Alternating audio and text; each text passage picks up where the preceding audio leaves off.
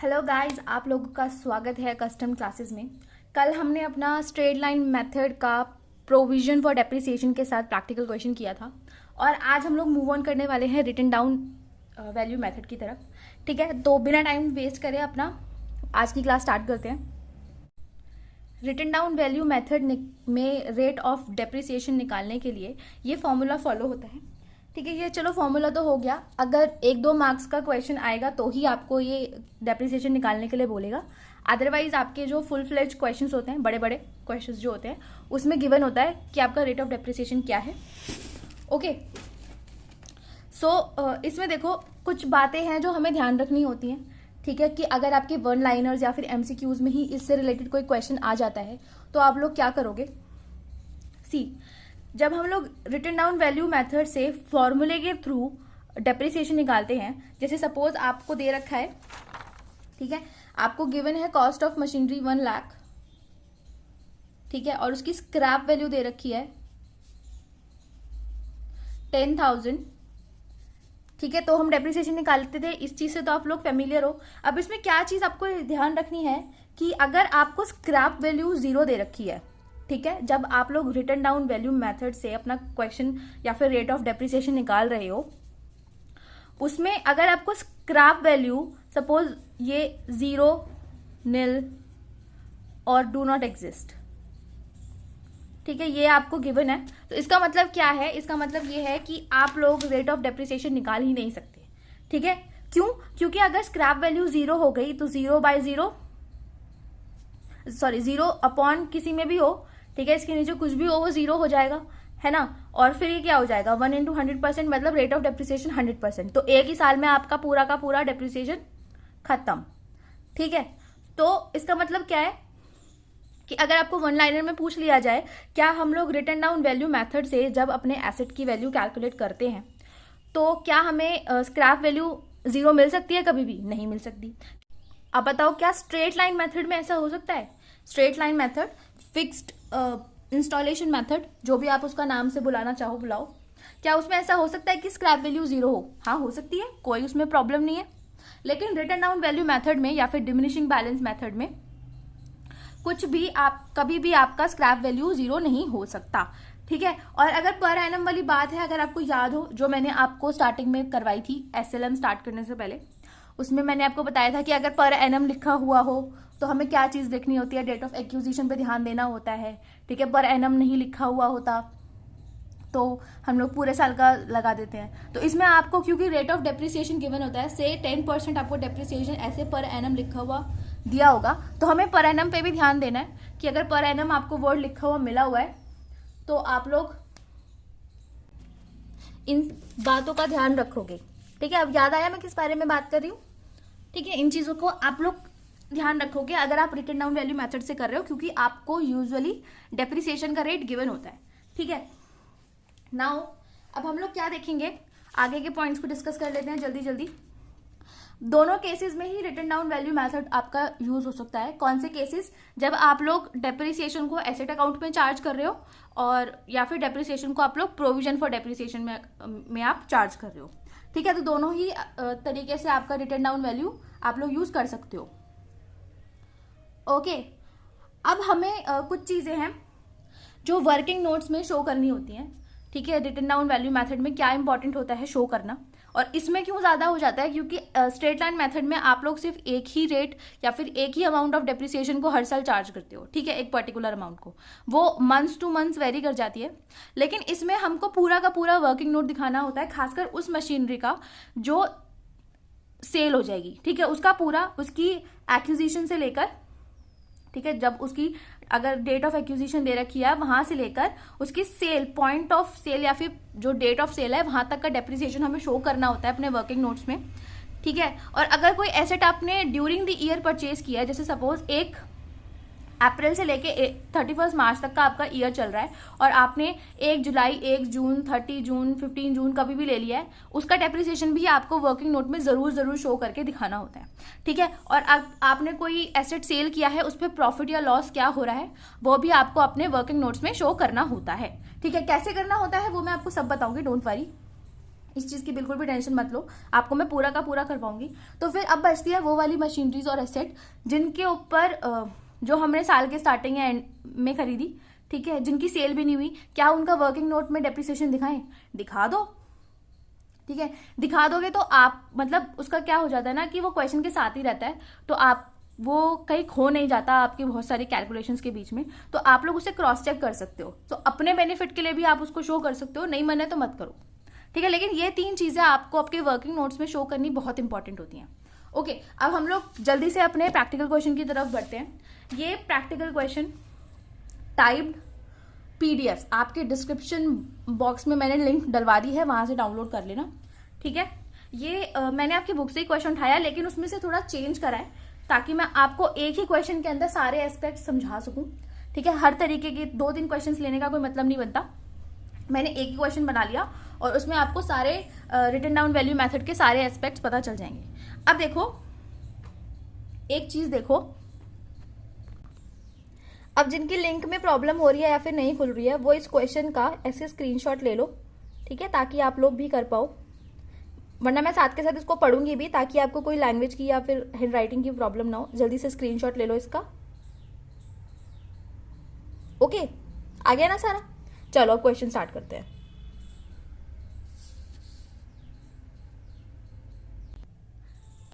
अब एक चीज हम अपने उसमें देखेंगे कि मैं आप लोगों को क्वेश्चन में दोनों चीजें मेंशन है, जरा एक बार यहाँ नजर फैलाओ कि यहाँ पर दोनों चीजें मेंशन है जब आपका प्रोविजन फॉर डेप्रिसिएशन अकाउंट बनता है और प्रोविजन फॉर डेप्रिसिएशन अकाउंट नहीं बनता है, ठीक है। दोनों केसेस मेंशन है इस क्वेश्चन में, लेकिन मैं आपको आज करवाऊंगी सिर्फ प्रोविजन फॉर डेप्रिसिएशन वाला, क्योंकि इसमें ही सबसे ज्यादा गड़बड़ी होंगी, ठीक है। सिंपल जब आप लोग सिंपल एसेट से चार्ज करते हो डेप्रिसिएशन, वो तो बहुत आराम से बन जाता है। सबसे ज्यादा कैलकुलेशन में दिक्कत होती है जब प्रोविजन फॉर डेप्रिसिएशन बनता है, ठीक है। हम लोग क्योंकि कुछ ना कुछ जरूर मिस करते हुए चलते हैं, तो ये वाली चीज मैं आपके साथ समझाऊंगी, वो आप लोग खुद करके देख लेना, नहीं तो सॉल्यूशंस चेक कर लेना। ओके, अब जैसे मैंने आपको क्वेश्चन पढ़ना सिखाया था उस तरीके से पढ़ेंगे। सबसे पहले हम देखेंगे कि हमारा क्वेश्चन स्टार्ट कौन सी डेट से हो रहा है। हमारा क्वेश्चन स्टार्ट हो रहा है Aster limited purchase a machinery on 1 April 2015, ठीक है। 2015 हमारी सबसे पहली डेट है, ओके। उसके बाद जल्दी जल्दी देखो कहाँ कहाँ डेट है, 15 ही है, 17, फिर 15, 16 और 17, ओके, और 2018, ओके। और हम मेरे को अकाउंट किस किस के बनाने हैं, हमें अकाउंट्स प्रिपेयर करने हैं 2016 ईयर एंडेड 2016। अब ईयर एंडेड 2016 का क्या मतलब होता है, 1 अप्रैल, ठीक है। जब मेंशन नहीं होता है क्वेश्चन में कि आपका अकाउंटिंग पीरियड क्या है, तो आप एज्यूम करते हो कि फाइनेंशियल ईयर, विच मीन्स 1 अप्रैल से लेके 31 मार्च नेक्स्ट ईयर 31 मार्च तक हमारा अकाउंटिंग पीरियड चलेगा। तो इसका मतलब है 1 अप्रैल 2015 से 31 मार्च 2016, ठीक है। 1 अप्रैल 2016 से 31 मार्च 2017 एंड 1 अप्रैल 2017 से 31 मार्च 2018। मतलब मुझे 3 साल के अपने अकाउंट्स प्रिपेयर करके दिखाने हैं, ओके। तो हम लोग अपनी टाइमलाइन कहाँ से स्टार्ट करेंगे, 1 अप्रैल 2015 से। अब जल्दी से मेरे साथ टाइमलाइन बनाएंगे हम लोग, लिखते हैं, लिख लो जल्दी जल्दी। 1 अप्रैल 2015 से लेंगे हम लोग 31 मार्च 2016, ठीक है। थोड़ा सा गैप छोड़ो, फिर लिखो 1 अप्रैल 2016 से 31 मार्च 2017, फिर लिखो 1 अप्रैल 2017 से 31 मार्च 2018, ठीक है। अब हम लोग देखेंगे कि इसके इंटरवल में हमने क्या क्या किया। अब Astha limited purchase the machinery on 1 April 2015 for 2 lakh, ठीक है। मतलब 1 अप्रैल, यहाँ लिखो 1 अप्रैल 2015 को हमने एक मशीनरी परचेज करी, ठीक है। मशीन 1 मशीनरी परचेज की, पी लिख दो उसके सामने तो परचेज हो जाएगा, ओके। कॉस्ट हम लोग अभी निकालेंगे तो उसको बाद में देखेंगे, अभी हम लोग सिर्फ टाइमलाइन मेंटेन कर रहे हैं, okay. Work blah blah blah. Now another machinery was purchase on 1 जुलाई 2015। अब बताओ 1 जुलाई 2015 कहाँ पड़ेगा, 1 जुलाई 1 अप्रैल 2015 के बाद आएगा, तो इसी और 31 मार्च 2016 से पहले आएगा, इसलिए इसी के उसमें हो जाएगा। और कौन सी तारीख, 1 जुलाई, जुलाई मतलब 7, 1 जुलाई 2017 को 2015 को हमने दूसरी मशीनरी भी परचेज कर डाली। कितने की है वो हम लोग बाद में देखेंगे। ओके, फॉर 1,80,000 और 20,000 वर paid for its freight. Okay, on 31 March 2017, ठीक है, ऑन 31 मार्च 2017 मतलब अब 2016 31 मार्च 31 मार्च 2016 तक कोई ट्रांजेक्शन नहीं हुई फर्दर, ठीक है, परचेज या सेल की। उसके बाद हम लोग 1 अप्रैल 2016 में एंटर करें, उसमें भी बीच में कुछ नहीं हुआ अभी तक, बट हमने क्या किया है 31 मार्च में सेल करी है। सेल करी है कौन सी? उस मशीनरी की, ठीक है। 31 मार्च 2017 को क्या हुआ, जो मशीनरी हमने परचेज करी थी 1 अप्रैल 2015 में, 1 अप्रैल 2015 में हमने कौन सी मशीनरी को परचेज किया था? मशीन 1। तो हम यहाँ लिख देंगे सेल ऑफ मशीन 1, ठीक है, वॉज सोल्ड फॉर 1,80,000। ये अमाउंट हम लोग बाद में देखेंगे। ओके, अब फिर क्या हुआ ऑन 1 अप्रैल 2016। अब देखो क्या चीज हुई, अगर मैं टाइमलाइन नहीं बनाती, ठीक है, और अपनी टाइमलाइन नहीं बनाती और फिर जल्दी जल्दी अपना अकाउंट प्रिपेयर करना स्टार्ट कर देती, तो मैं ये वाली एंट्री कर देती और इस वाली एंट्री को मैं करना भूल जाती, क्योंकि ये डेट मेरे को बाद में मेंशन कर रखी है। लेकिन डेट कौन सी है? 1 अप्रैल 2016। 1 अप्रैल 2016 आपने सेल कब करी है? ये सेल तो करिए आपने 31 मार्च 2017 को। उससे पहले आप लोग परचेज भी कर चुके हो मशीनरी, ठीक है, कब? 1 अप्रैल 2016। इसलिए जरूरी होता है टाइमलाइन बनाना, ताकि आप लोगों को पता रहे कि कौन से साल में क्या क्या ट्रांजेक्शन्स हो चुकी है।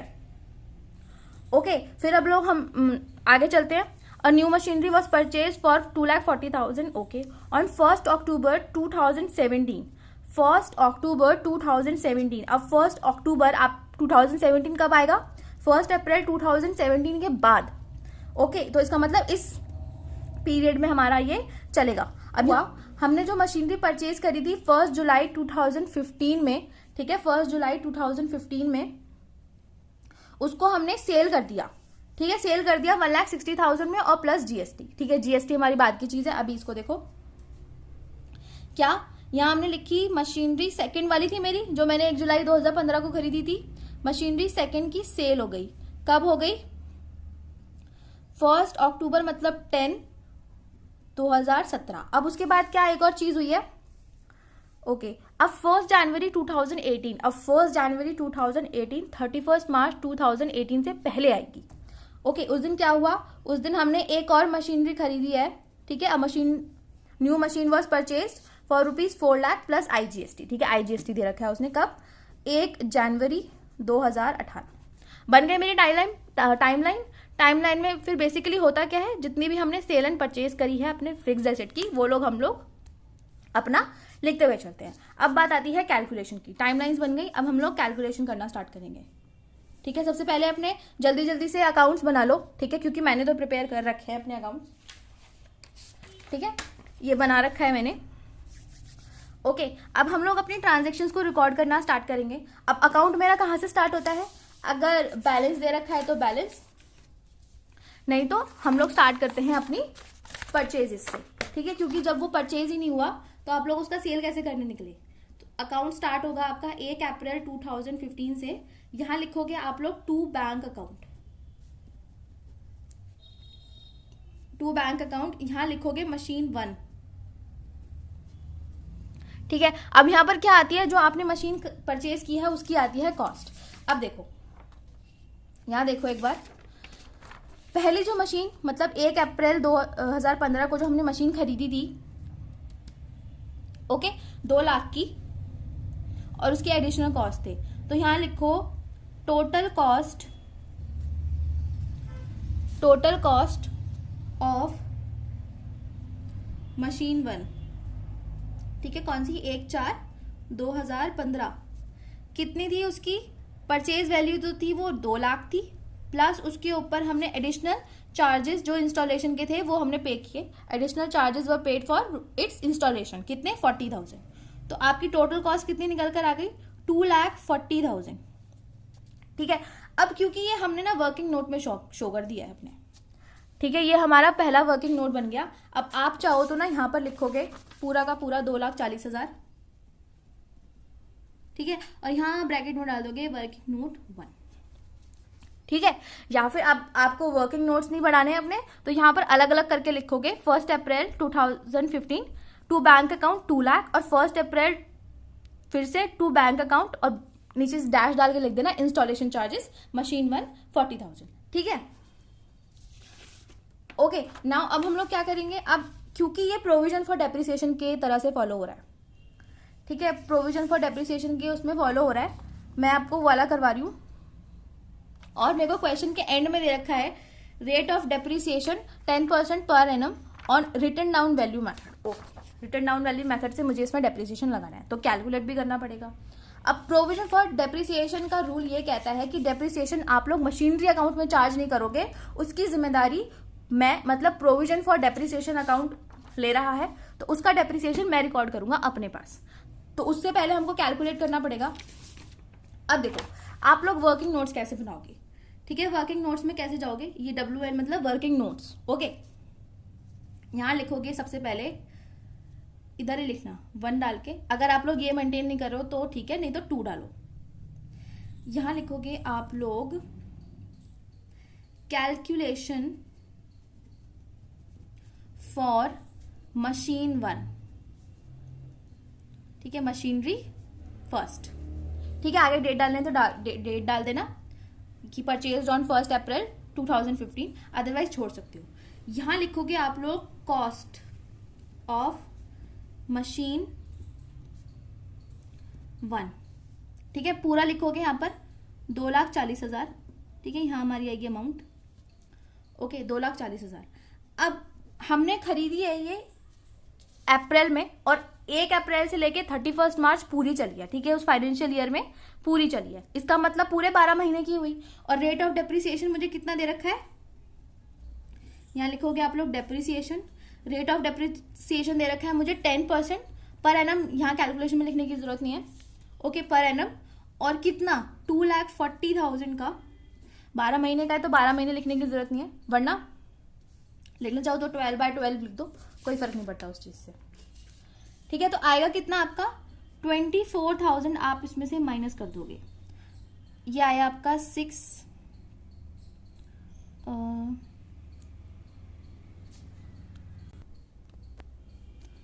2 and 1, ठीक है, 2,16,000 आपका ये आई। तो ये क्या है आपकी, ये है आपकी वैल्यू एज ऑन 31 मार्च 2016, ठीक है, कितनी निकल कर आई। ओके, अब मुझे एक छोटी सी चीज बताओ, इसका मतलब है डेप्रिसिएशन मेरा कौन सी ईयर के लिए चार्ज हुआ है 2015-16 का, ठीक है, डेप्रिसिएशन की अमाउंट आपकी आ गई। अब इसको आप लोग लिखोगे कैसे कैसे, उठा के चलो। डेप्रिसिएशन क्योंकि मेरा एक एक्सपेंस होता है, और जब डेप्रिसिएशन इंक्रीज होता है, एक एक्सपेंस जब इंक्रीज होता है तो हम लोग उसके अकाउंट में डेबिट साइड उसकी एंट्री कर आते हैं, ठीक है। तो एंट्री अब आपका डेप्रिसिएशन लगता कब है, ईयर एंड में, ठीक है। तो यहां लिखोगे आप लोग 31 मार्च, और यहां पर क्या लिखोगे, to provision for depreciation account, ठीक है, डेप्रिसिएशन पूरा लिख लेना, या लिखोगे मशीन 1। अब आपको समझ में आएगा कि क्यों मैं आपको कल कह रही थी बार बार कि अलग अलग करके लिखना, आपको कैलकुलेशन में बहुत ज्यादा इजी पड़ेगा, अब समझ में आएगा आप लोगों को। यहाँ लिखोगे 24,000, ठीक है। अब ये क्रेडिट कहाँ होगा, मतलब डेप्रिसिएशन का और कहाँ असर जाता है जब डेप्रिसिएशन चार्ज होता है, ये जाता है इधर, है ना, इधर जाएगा, और यहां पर लिखोगे आप लोग बाय डेप्रिसिएशन अकाउंट, ठीक है, किसका, मशीन 1, ठीक है, 24,000 मशीन 1 का ये हो गया। क्या अभी बात हमारी खत्म हो गई है, नहीं, उसके साल में और क्या क्या चीज हुई है, उसके बाद हम लोग आगे देखते हैं कि क्या मैंने कोई और ट्रांजैक्शन करी है इसमें, हाँ करी है। उसके बाद मैंने 1 जुलाई को भी एक मशीनरी खरीदी है, यहां पर भी लिखोगे टू बैंक अकाउंट, ठीक है, और कौन सी, मशीनरी सेकेंड, ठीक है। अब मशीनरी सेकेंड आ गई, मशीनरी सेकेंड की कॉस्ट कितनी थी मेरी, क्वेश्चन में देखो, क्या इसमें कोई इंस्टॉलेशन चार्जेस थे, 1,80,000 की खरीदी थी और उसमें 20,000 इंस्टॉलेशन चार्जेस थे, मतलब फ्रेट चार्जेस थे। ठीक है, तो अब बताओ क्या करूं मैं, इसको पूरा 2 लाख एक साथ लिख दूं यहाँ पर? समझ में आ गया? समझ में आ गया? नहीं तो आप लोग क्या कर सकते थे, इसमें एक बार और यहाँ पर 1,80,000 डालते और फिर लिखते 1 July to bank freight charges machine second, और यहाँ लिख देते आप लोग 20,000 टोटल। फिर भी आपका डेबिट होता कितने अमाउंट से? 2 लाख से ही। ठीक है, अब हम लोग इसकी भी डेप्रिसिएशन निकालेंगे। अब इसकी डेप्रिसिएशन निकालने के लिए आपको, मेरे पास थोड़ा स्पेस कम है तो मैं दूसरा पन्ना ले लेती हूँ। आप लोग कम से कम इतना स्पेस छोड़ोगे, ठीक है, क्योंकि ये मशीनरी आगे जाके सेल होगी, हमें पता है। हम अपनी टाइमलाइन में एक बार चेक कर सकते हैं कि ये मशीनरी आगे जाके हमने बेच देनी है, मशीन 1 है ना, बेच देनी है, तो इसका मतलब इसमें सेल वैल्यू और वो भी निकालनी पड़ेगी। तो इसमें कम से कम इतना स्पेस आप लोग छोड़ के चलोगे। ओके, अब देखो वर्किंग नोट 3 देखती हूँ मैं अपना। अब यहाँ लिखेंगे हम लोग कैलकुलेशन फॉर मशीनरी सेकेंड। कैसे लिखोगे अब आप यहाँ पर? अब यहाँ डाल सकते हो आप लोग टोटल कॉस्ट। ठीक है, मैं टोटल कॉस्ट क्यों डाल रही हूं?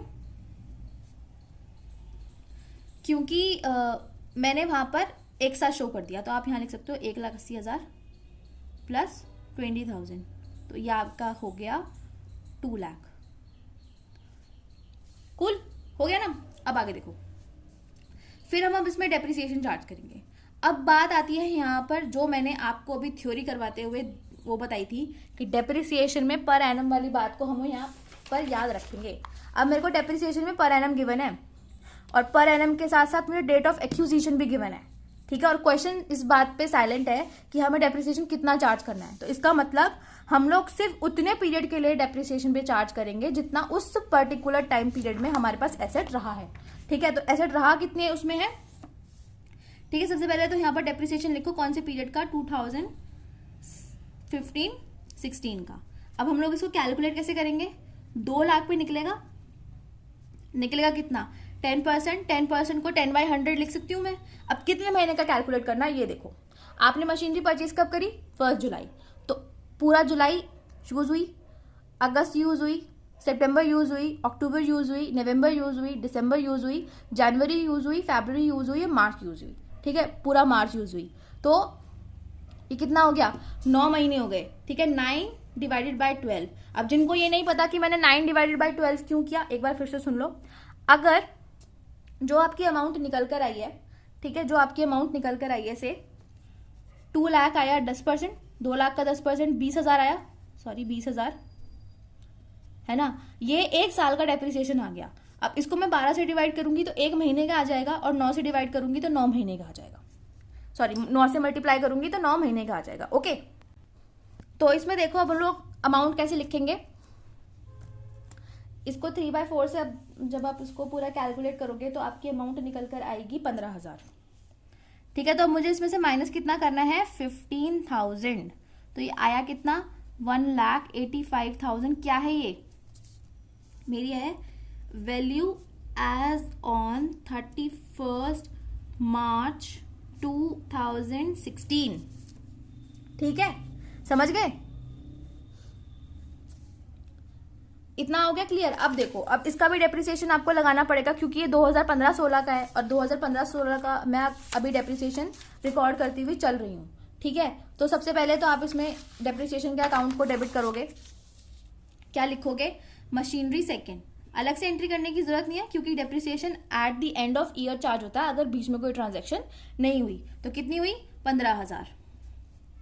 ठीक है, यहाँ करो इसको बैलेंस, इसको बंद करेंगे अभी हम। पहले अब इसको प्रोविजन फॉर डेप्रिसिएशन में डालकर आते हैं। यहाँ पर लिखोगे मशीन सेकेंड, ठीक है, 15,000। ओके, अभी इसका टोटल करेंगे। अब बात आ गई, अब हो गया ईयर एंड, कोई मशीन अब परचेज नहीं करी है। अब मैं इसको, इनके अकाउंट्स को इस साल के लिए क्लोज करूंगी। कैसे करूंगी?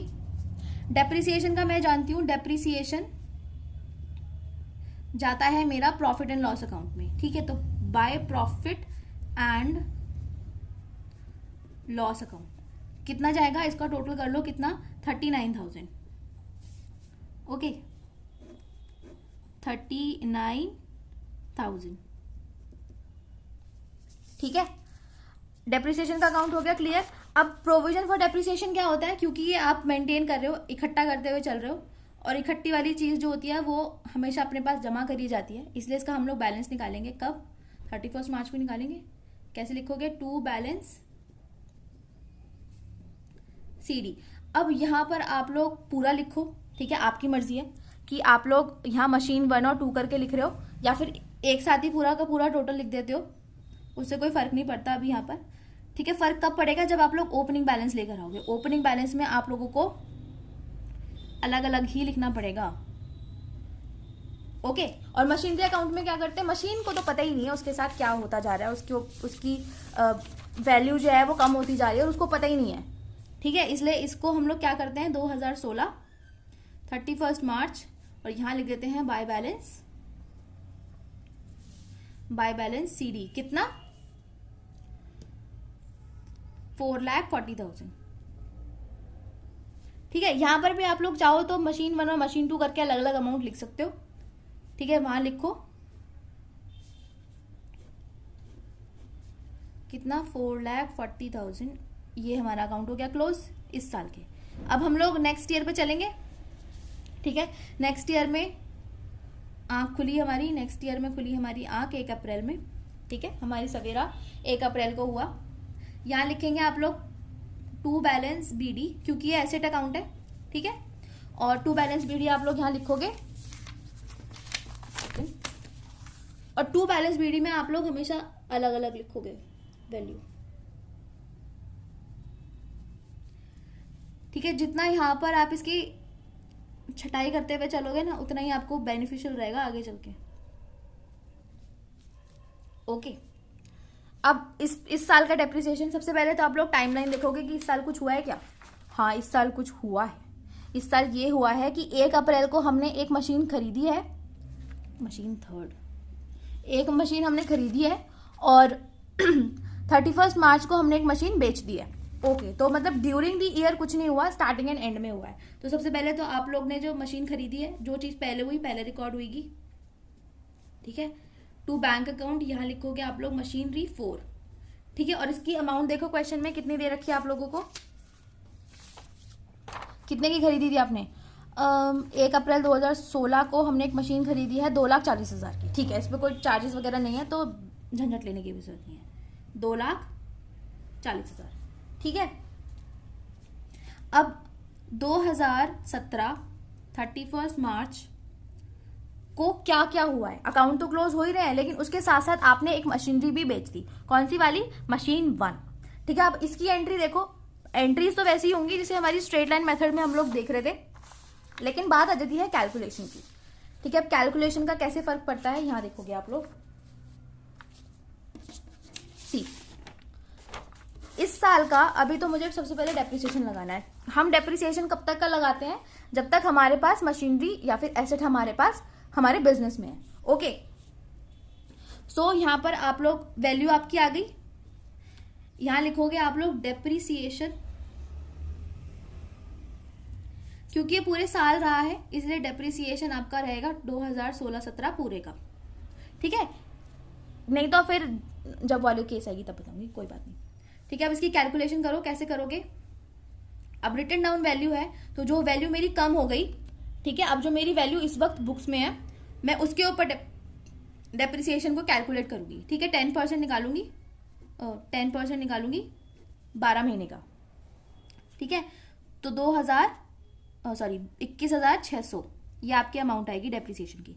अब रिटन डाउन वैल्यू में यही है डिफरेंस, ठीक है। आप लोग स्ट्रेट लाइन मेथड में क्या कर रहे थे, जो आपने पहले साल निकाल लिया, ठीक है, फिक्स जो उसकी कॉस्ट पे जो आपने डेप्रिसिएशन निकाला था, वही आप लोग हर बार माइनस करते हुए चल रहे थे। लेकिन इसमें क्या है, इसका कहने का मतलब ये है कि जब आपकी वैल्यू भी कम हो गई तो उसकी वैल्यू का ही तो आपने 10% यूज किया है ना। जैसे अब ये पेन है, ठीक है, अब इस पेन की इंक इतनी हो गई, तो इसके बाद जब मैं करना स्टार्ट करूंगी काम, तो यही तो मेरी वैल्यू है, इसी में से तो मैंने यूज करना स्टार्ट किया ना। ये थोड़ी है कि मैं अभी भी यहीं से लेके चलूंगी।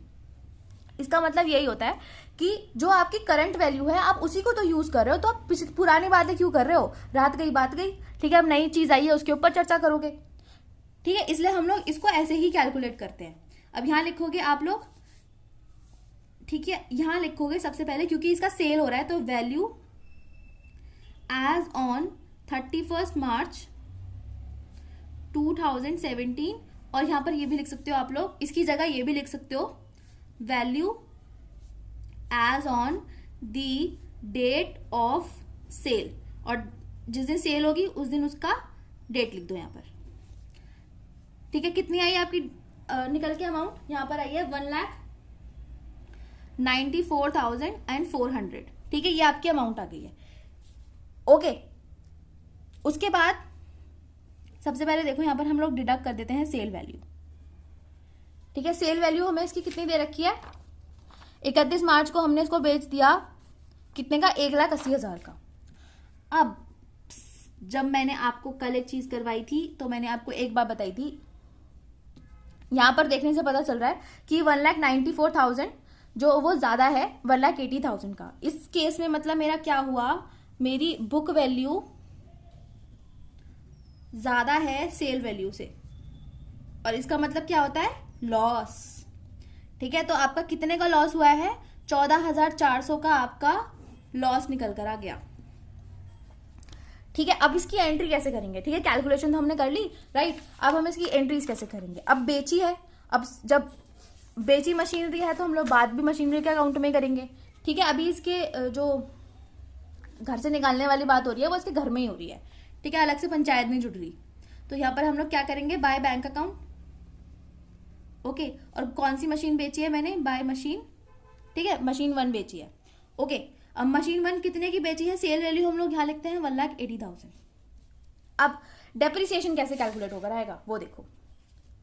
ठीक है, सबसे पहले तो आप इसकी डेप्रिसिएशन को यहां पर इसका एंट्री करवाओगे, कैसे, यहां लिखोगे 2017 31 मार्च।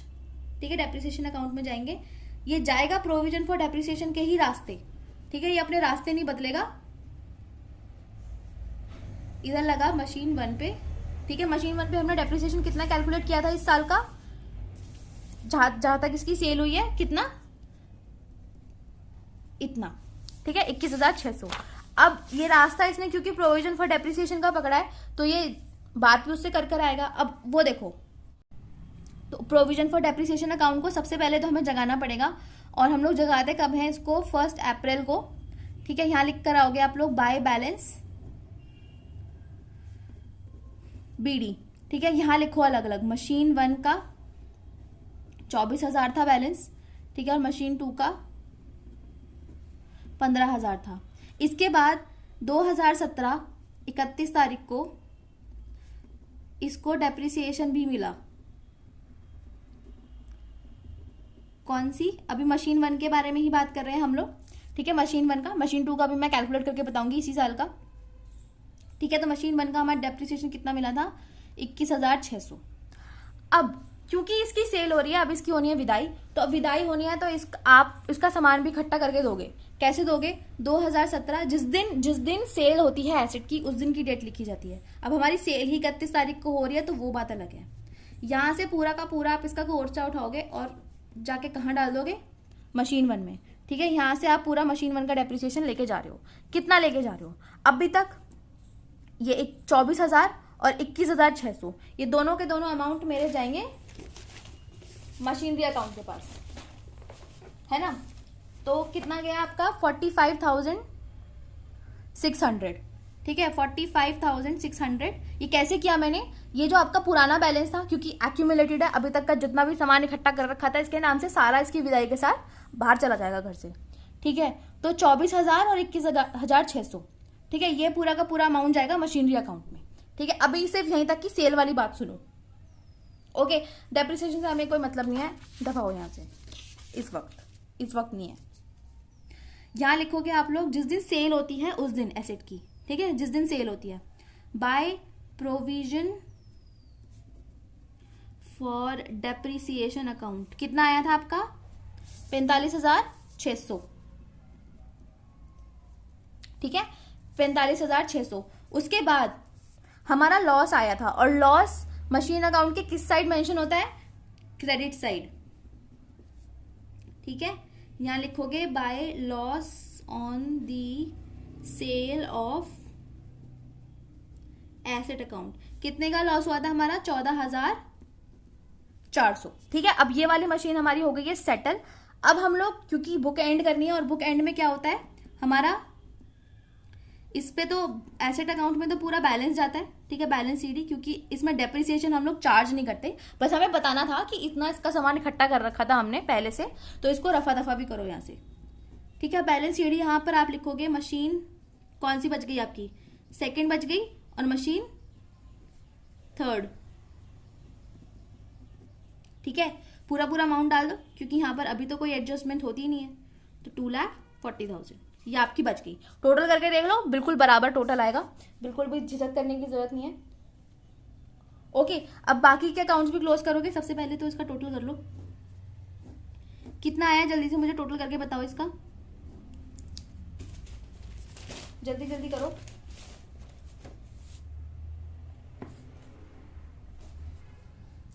ये आया आपका 6,80,000।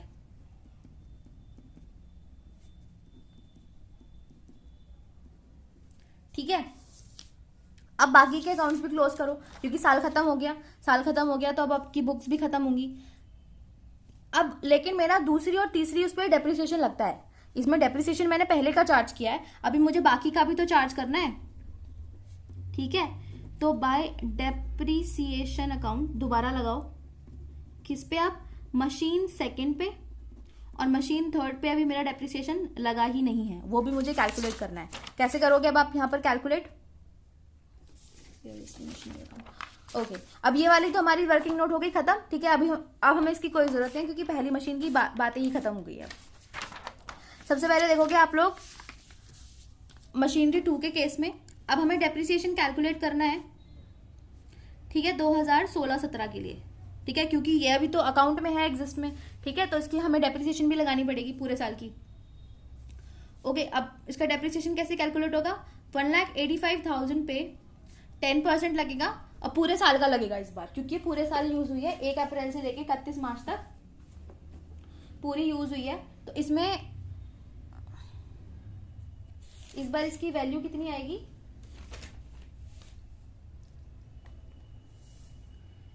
18,500। ठीक है, ओके, तो इसका मतलब ये कौन सी आपकी आई है value? As on 31 March 2017। Okay, आपकी वैल्यू कितनी आ गई है इसकी? जल्दी से कैलकुलेट करो। 1,66,500। ओके, ये आपकी बैलेंस आ गई है इसकी।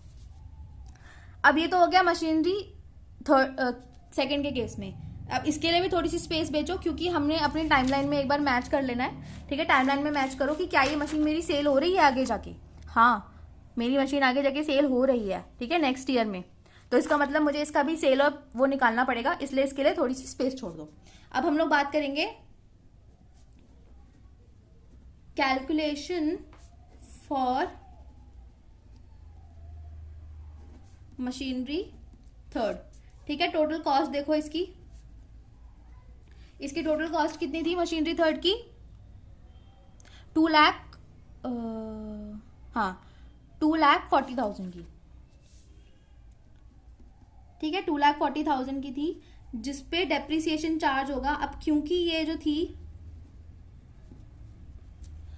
ये मशीन जो थी हमने 1 तारीख को ही खरीद ली थी, इसलिए इस पे पूरा का पूरा डेप्रिसिएशन चार्ज होगा 1 साल का। ठीक है, तो 2,40,000 इंटू 10%, 24,000, फिर वही आ जाएगी 2,16,000।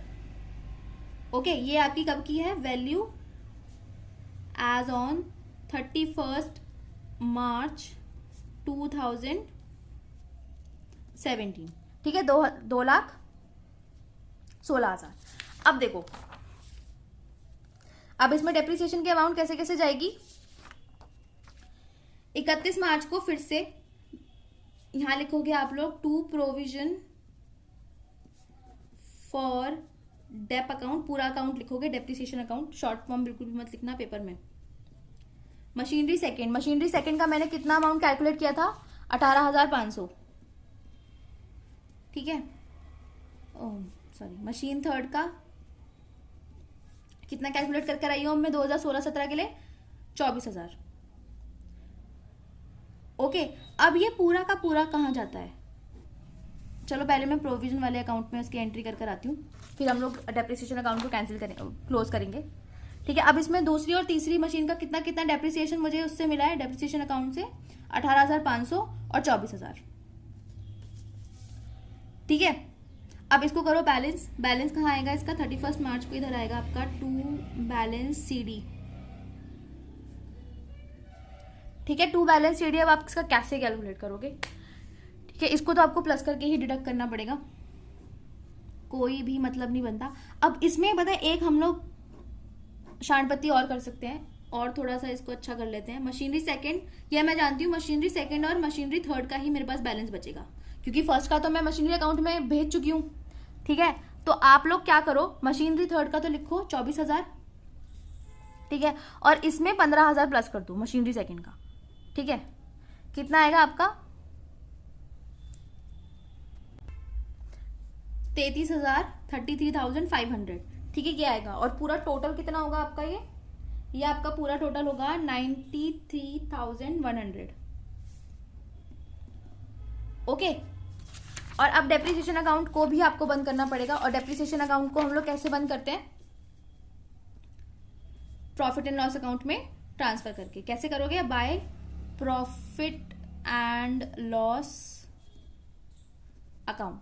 ठीक है, इसमें पूरा ही जाता है, क्योंकि डेप्रिसिएशन तो इस साल का आपका चार्ज हुआ है ना, इसलिए पूरा का पूरा अमाउंट आपको ट्रांसफर इसमें करना पड़ेगा। और कितना होगा 64,100। ओके, यहां तक का समझ में आ गया बिल्कुल। ठीक है, यहां तक का बिल्कुल हमें समझ में आ गया। अब हम लोग नेक्स्ट ईयर में एंटर करेंगे। ठीक है, नेक्स्ट ईयर में एंटर करेंगे। सबसे पहले मशीनरी अकाउंट के पास जाएंगे, उसको जगाएंगे हम लोग कौन सी तारीख को, 1 अप्रैल को। यहाँ लिखोगे टू बैलेंस BD, यहाँ लिखो मशीन सेकेंड है मेरी 2 लाख की। ठीक है, और मशीन थर्ड है आपकी 2,40,000 की। चलो उसके अब हम लोग एक बार अपने टाइमलाइन पे देख लेते हैं कि इस साल में मेरा कुछ हुआ है क्या। हाँ, मशीन सेकंड की सेल हो गई और मशीन 4 परचेज करी गई है, तो ठीक है, तो आपकी मर्जी है, पहले यहाँ पर लिखो। अब देखो इसमें क्या चीज आपको ध्यान रखने वाली बात है कि जो हमने सेल करी है, ठीक है, जो हमने सेल करी है वो हमने इस वाली मशीनरी से पहले करी है, तो इसका मतलब इसका जो प्रॉफिट एंड लॉस आएगा वो भी इससे पहले आएगा। ठीक है, और अगर गलती से प्रॉफिट आ गया तो मुझे इस साइड मेंशन करना पड़ेगा, फिर डेट का डिफरेंस हो जाएगा। इसलिए पहले हम लोग सेकेंड मशीनरी की कैलकुलेशन करेंगे, सेल और प्रॉफिट एंड लॉस की, उसके बाद हम लोग नई मशीनरी की एंट्री करेंगे। ठीक है, तो कैसे लेके चलोगे आप इसको, सबसे पहले आप जो जाओगे अपने मशीनरी सेकेंड के पास। ठीक है, स्टार्टिंग में, ठीक है, ये 31 मार्च 2017 में जो थी वही आपकी 1 अप्रैल 2017 की भी होगी ओपनिंग बैलेंस। ठीक है, जो असली चीज है, मशीनरी से अकाउंट से तो हमने झूठ बोल रखा है ताकि उसे हार्ट अटैक ना आ जाए। ओके, कि अभी भी तुम 2 लाख के ही हो। अब इसमें देखने वाली बात क्या है, ये हमने बेची कब है। ठीक है, ये हमने बेची है 1 अक्टूबर को। ठीक है, 1 अक्टूबर से मेरा मतलब ये है कि ये 1 अप्रैल 2017 से 1 अक्टूबर 2017 तक यूज हुई है। तो कैसे कैसे यूज हुई है, पूरा अप्रैल हमने इसको यूज किया है, पूरा मई हमने इसको यूज किया है, पूरा जून इसको यूज किया है, पूरा जुलाई यूज किया है, पूरा अगस्त यूज किया है, पूरा सितंबर यूज किया है। और क्योंकि हमने 1 तारीख को ही बेच दिए, इसका मतलब हमने अक्टूबर में इसको यूज नहीं किया। ठीक है, तो इसका मतलब ये सिर्फ 6 मंथ हमारी यूज हुई है। तो डेप्रिसिएशन आप लोग कैसे निकालोगे, लेस करोगे डेप्रिसिएशन, और यहां क्या लिखोगे, टिल 1 अक्टूबर 2017 तक का आप डेप्रिसिएशन इसमें से माइनस करोगे। कैसे निकालोगे, 1,66,500 का 10% निकालोगे। कितने मंथ्स के लिए बताओ, 6 मंथ्स के लिए। ठीक है, 6 मंथ्स के लिए आप लोग इसको निकालोगे, और आपकी अमाउंट कितनी आएगी बताओ जरा, मुझे जल्दी से कैलकुलेट करके बताओ। ये आएगी आपकी 8325, ठीक है। सो अब ये जो मेरे पास वैल्यू आई है वो वैल्यू कौन सी है, वैल्यू एज ऑन 1 अक्टूबर 2017, मतलब इस वक्त मेरी बुक वैल्यू, ठीक है, जिस वक्त सेल हुई थी उस वक्त मेरी एक्चुअली में बुक मशीनरी थी, उसकी कीमत कितनी थी मेरी बुक्स में, वो थी आपकी 1,58,175, ये आपकी बुक वैल्यू थी। अब इसमें से आप लोग सेल वैल्यू को माइनस कर दो, ठीक है। सेल वैल्यू मेरी इसकी कितनी थी, 1,60,000, ठीक है। 1,60,000 को जब हम लोग माइनस करते हैं तो इसमें मेरा ये सेल वैल्यू ज्यादा आ रही है, ठीक है। अब जब मैं जानती हूं कि सेल वैल्यू जब मेरी ज्यादा होती है बुक वैल्यू से, तो इसका मतलब क्या है, इसका मतलब है प्रॉफिट, ठीक है। भले ही यहां पर माइनस में लिख कर आएगा, ठीक है, भले ही यहां पर माइनस फिगर आएगी, लेकिन वो एक्चुअली में है क्या, मेरी प्रॉफिट, ठीक है। मतलब अब आपको किसी चीज का फायदा हो रहा है तो किसी को तो बुरा लगेगा ना, तो किसको बुरा लग रहा है, बुक वैल्यू को बुरा लग रहा है, ठीक है। तो आपका प्रॉफिट कितने का निकल कर आएगा इसमें,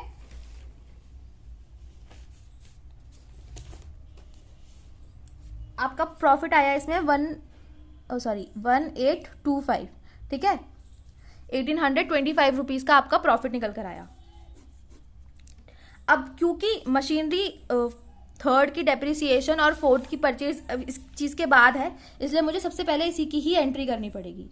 यहां लिखोगे आप लोग 1 October by bank account machine second, ठीक है। उसके अलावा क्या आएगा, इसका प्रोविजन फॉर डेप्रिसिएशन मुझे लेकर आना पड़ेगा, तो इसका मतलब अभी उसके पास भी जाना पड़ेगा, है ना। और उसके अलावा प्रॉफिट एंड लॉस होगा, वो मुझे बैलेंस करने के, वो प्रॉफिट आया आपका, हाँ प्रॉफिट आया है ना, तो यहां लिखोगे आप लोग 1 October to profit on sale of machine account, ठीक है। कितना आया था 1825, वो आपने यहां लिख दिया पूरा का पूरा। अब बेचा कितने में था मैंने, इसको बताओ जरा, 1,60,000 में, ओके। यहां तक क्लियर हुआ। अब हम लोग इसका प्रोविजन फॉर डेप्रिसिएशन, इसका जितना भी अभी तक हमने इसके नाम का अमाउंट जमा कर रखा था डेप्रिसिएशन अकाउंट में, वो उठा के लेकर आएंगे। अब उसकी एंट्री हम लोग कहां से स्टार्ट करेंगे, डेप्रिसिएशन अकाउंट के पास जाएंगे। तो डेप्रिसिएशन इसमें लगेगा कौन सी तारीख को, ये बताओ जरा, जिस दिन हम इसको बेच रहे हैं, है ना। तो 2017 में जाओगे आप लोग, 1 अक्टूबर लिखोगे डेप्रिसिएशन अकाउंट में, और यहां लिखोगे to provision for depreciation account, कौन सी मशीन, मशीन सेकंड। कितना गया बोलो जरा, कितना गया, 8325, ठीक है। 8325 क्या, अब ये गया कहाँ, प्रोविजन फॉर डेप्रिसिएशन अकाउंट में, ठीक है। प्रोविजन फॉर डेप्रिसिएशन अकाउंट के पास चलो जल्दी से। सबसे पहले तो उसको जगाना पड़ेगा, हर साल में जाके सबसे पहले तो उसे जगाना। सो इसको हम लोग 1 तारीख को ओपन करेंगे, यहां लिखेंगे by balance BD, by balance BD, okay.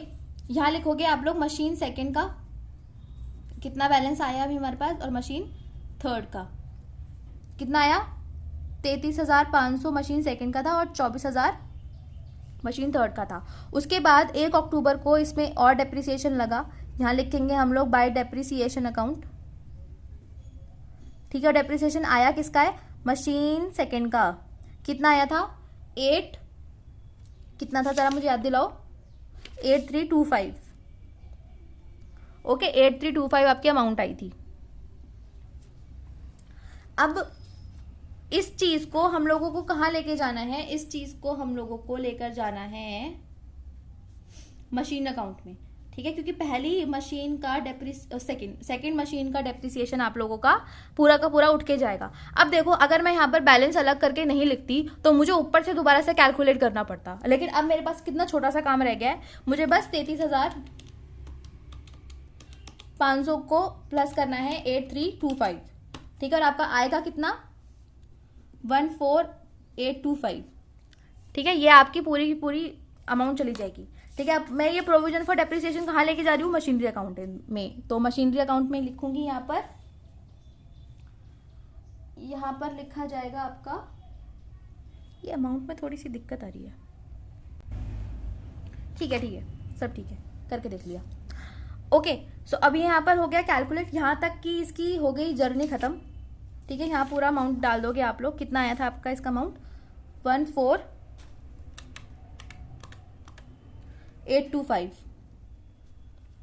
ठीक है, यहाँ पर आप पूरा का पूरा उठा के डाल दोगे provision for depreciation machinery account में।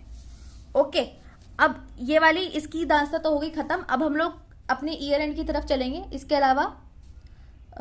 अलावा एक चीज़ और थी, हमने एक मशीनरी और परचेज की थी। कब? 2018। कब 1 जनवरी। ठीक है, यहाँ लिखोगे टू बैंक अकाउंट। क्या उसमें भी कोई कॉस्ट दे रखी है मुझे एडिशनल?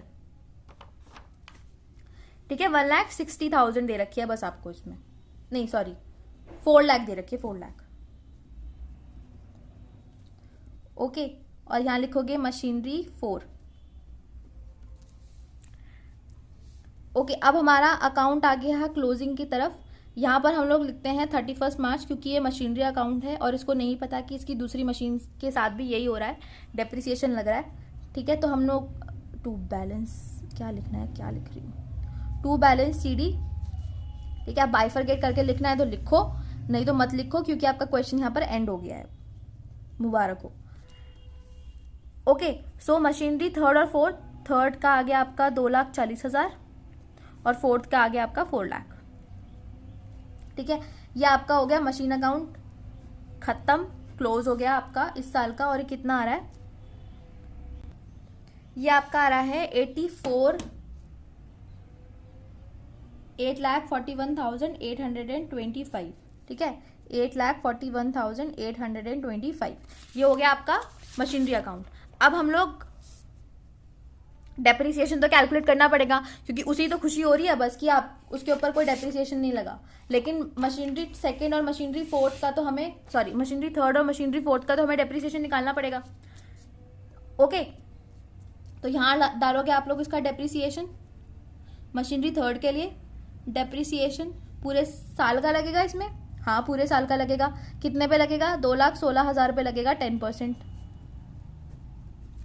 है ना। 2,16,000 पे लगेगा 10%। कितना निकल कर आएगा? 21,600। और ये हमारी बुक वैल्यू आ गई इसकी 1,94,400। ठीक है, ये आ गई आपकी value as on 31 March 2018। Okay, अब हम लोग निकालते हैं मशीनरी फोर्थ का। यहां पर मैंने स्पेस इसलिए नहीं छोड़ी क्योंकि जरूरत नहीं थी। ठीक है, टोटल कॉस्ट कितनी आई थी? 4 लाख।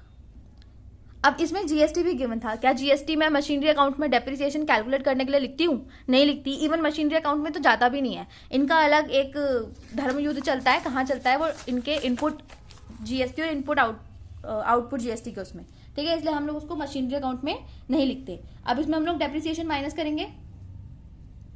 ठीक है, डेप्रिसिएशन आप लोग माइनस करोगे कितने मंथ्स का? 4 लाख पे, क्योंकि जनवरी 1 को परचेज की थी तो पूरा जनवरी, फरवरी और मार्च।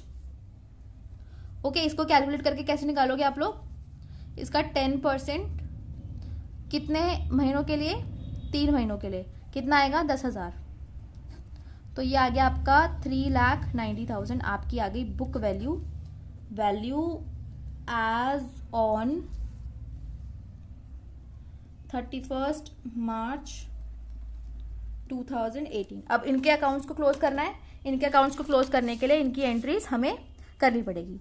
यहाँ आएगी सबसे पहले तो डेप्रिसिएशन अकाउंट में डालो। क्या डालोगे? 2018 31 मार्च। डेट्स का बहुत ध्यान रखना है आप लोगों को, ठीक है, क्योंकि डेट्स के ही सारे खेल हैं इसमें। कौन कौन सी machine? Machine third and machine fourth. Working note से उठा लो अपनी अमाउंट। मशीन थर्ड की अमाउंट मेरी कितनी थी इस साल की? 21,600। और मशीन फोर्थ की कितनी निकल रही थी? 10,000। ओके, और प्रोविजन फॉर डेप्रिसिएशन में 2018 31 मार्च ठीक है, यहाँ लिखेंगे हम लोग bye depreciation account machine third and machine fourth. कितना कितना 21,600 एंड 10,000। ओके, अब इनके टोटल करके आप लोग इधर उधर बैलेंस कर दो। टू बैलेंस सीडी कितना निकालो, जल्दी से बैलेंस निकालो इनके। तो ये इसका मशीन थर्ड का 24,000 पहले का और 21,600 हमारा एडिशनल निकल कर आया, तो 45,600 यहाँ डालोगे और मशीनरी फोर का सिर्फ 10,000। ठीक है, बैलेंस कर लो कितना आएगा, कुछ 97 के आसपास आएगा। चलो टोटल कर लेते हैं।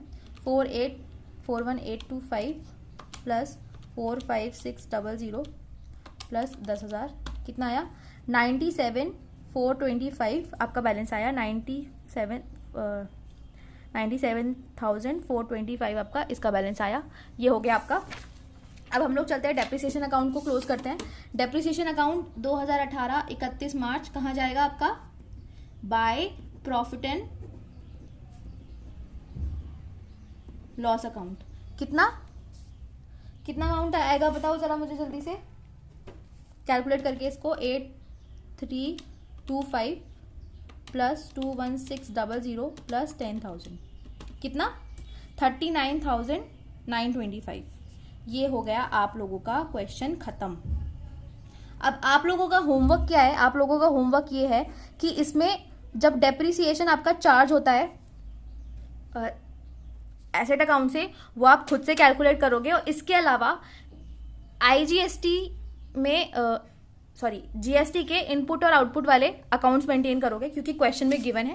क्वेश्चन में आपको लिंक इसमें डलवा दूंगी डिस्क्रिप्शन बॉक्स में। और आप लोगों को कल एसेट डिस्पोजल अकाउंट के साथ मैं सारे के सारे सॉल्यूशंस आपके टेलीग्राम चैनल पे डलवा दूंगी। ओके, सो अब हम लोग मिलेंगे अपनी नेक्स्ट क्लास में एसेट डिस्पोजल अकाउंट के साथ। तब तक के लिए क्वेश्चन सॉल्व कीजिए, कोई डाउट आए तो मुझसे ज़रूर पूछना। ओके, और पढ़ते रहिए और अपना ध्यान रखिए।